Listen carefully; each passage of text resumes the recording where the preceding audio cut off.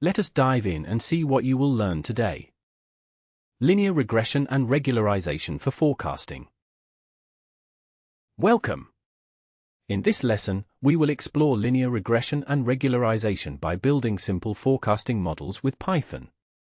We will use real-world time series data to make predictions and understand how to avoid common pitfalls like overfitting. Let us get started step by step, even if you are brand new to programming. Running the cell now. Take a moment to get comfortable and ready to learn. Let us set up our environment so you are not distracted by warnings. By turning off warnings, we will keep our output clean and focused.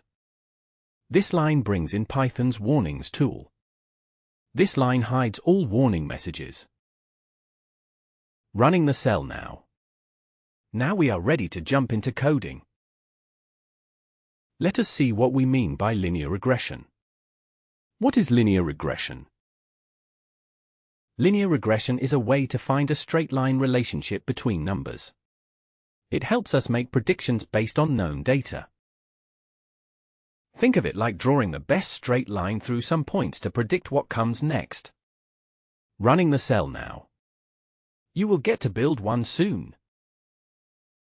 Now let us grab some real-world data and see what it looks like. This comment tells us we are getting real shampoo sales data to forecast. We bring in the Pandas toolkit to help us handle data tables. Here we make a variable to store the web address for our dataset. We load the data from the internet directly into a Pandas table. Let us check how many examples and columns we have. Let us peek at the first few rows to see the data. Running the cell now.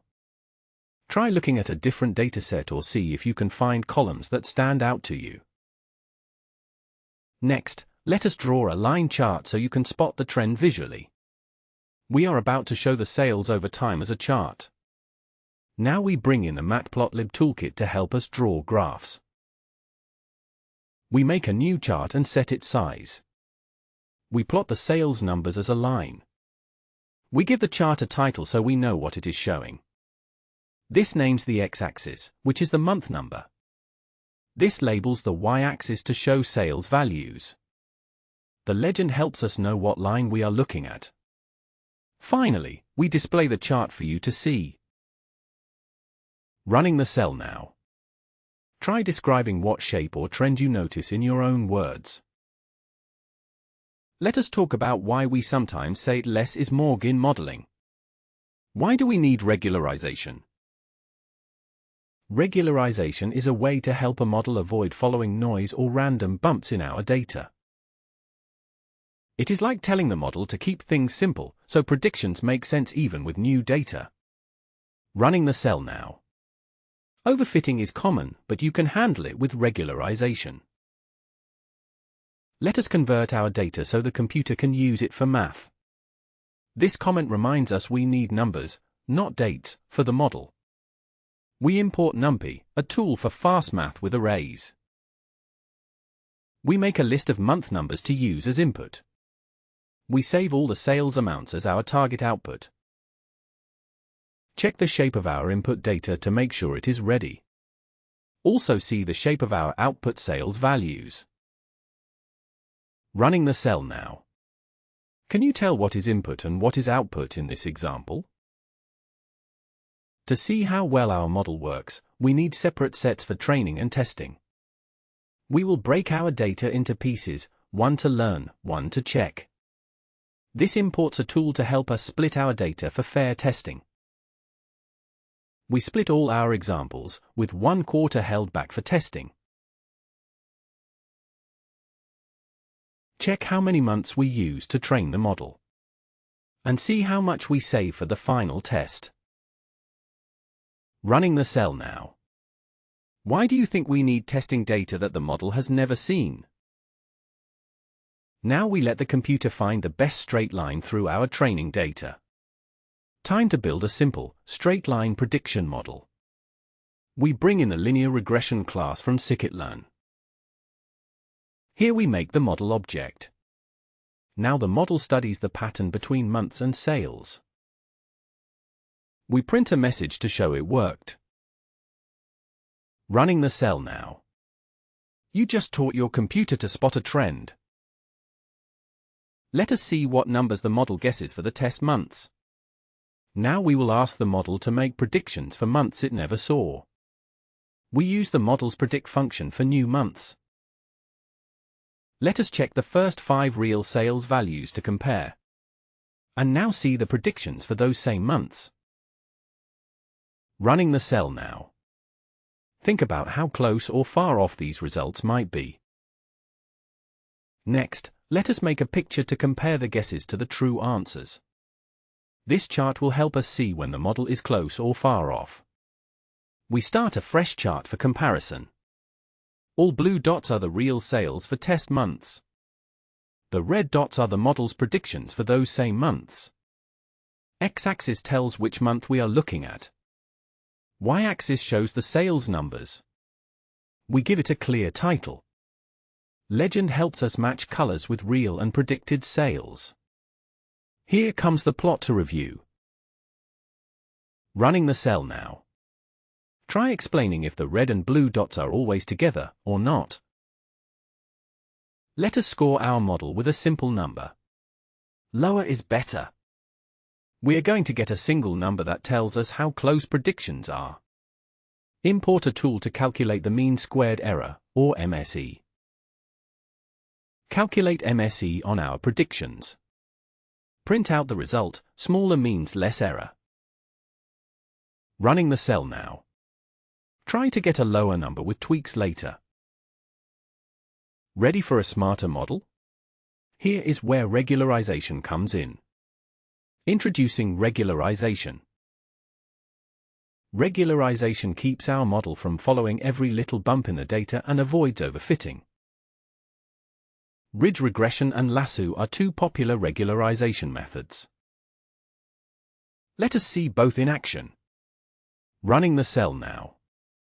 This helps your model be more useful with future data. Let us see how a regularized model handles our data. Time to try Ridge, a model that includes regularization. We bring in Ridge from scikit-learn, which helps prevent overfitting. Here we make our Ridge model. Alpha is how much we irregularize or smooth out the line.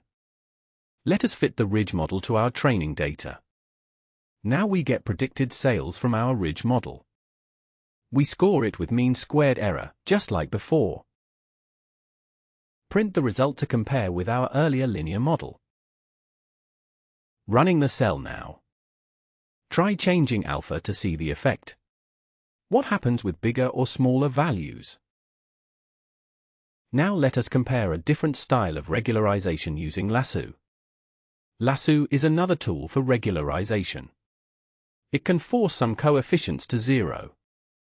We import Lasso from scikit-learn. Here we set up the Lasso model. Lower alpha means less regularization. Train the Lasso model like before. Predict sales with the Lasso model. Score these predictions with mean squared error. Print to see how good or bad Lasso did. Running the cell now. Experiment with different alpha levels for Lasso as a mini-challenge. It is your turn. Try entering a different alpha value for Ridge. Now you can type in your own alpha to see what effect it has. This line lets you input a number. We make a Ridge model using your alpha. Train it using our earlier training data. Predict with your new model for our test data. See how it scores for your alpha choice.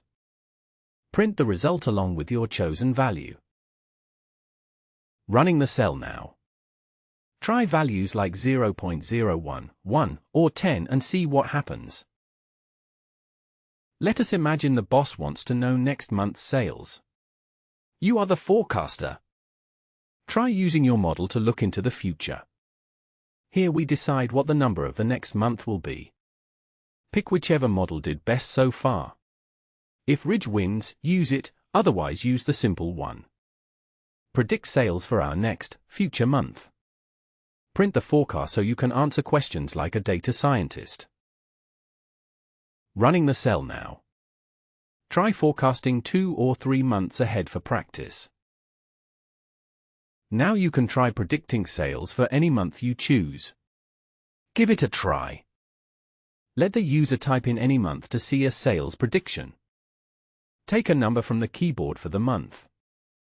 Use your best model to predict sales for that month. Print out the forecast for the user. Running the cell now. Try both small and big month numbers to see if the prediction changes. Let us pause and reflect on how you can avoid trouble and get better results. Best practices and common pitfalls. Always check your model on data it has not seen before. Try several regularization values, not just one. Avoid using too many features unless you have lots of data. Watch out for data errors or missing values. Simple checks keep your forecasts trustworthy. Running the cell now. Remember, small habits make a big difference in real projects. Sometimes things go wrong. Here is how to quickly spot common data problems. Always double-check that your data is not missing important numbers. Print if any gaps exist in your data table. See the lowest sales value to look for mistakes. Look at the highest ones to spot odd spikes. Running the cell now. Fixing errors early saves time later. If you want a bigger challenge, see what happens when you add extra features. You can add more clues to help the model make better forecasts. For now, we just use month number, but you could add weather, holidays, or promotions if you had them. This line is encouragement for experiments. Running the cell now. See if you can brainstorm extra features to use with this dataset. Ready to test yourself? Here is a friendly challenge to help you practice. Challenge exercise. Try retraining your Ridge or Lasso model with a different split, or try adding an extra feature if you feel bold. Then, use your model to forecast 3 steps ahead. Can you improve your mean squared error? Running the cell now. Share your results and see what others get. Let us look back together at all you have learned. Recap, what did we learn? How to load and plot real-time series data. What linear regression is and how to use it. Why regularization is helpful for predictions. How to compare models and forecast the future. Every little step makes you more skillful. Running the cell now.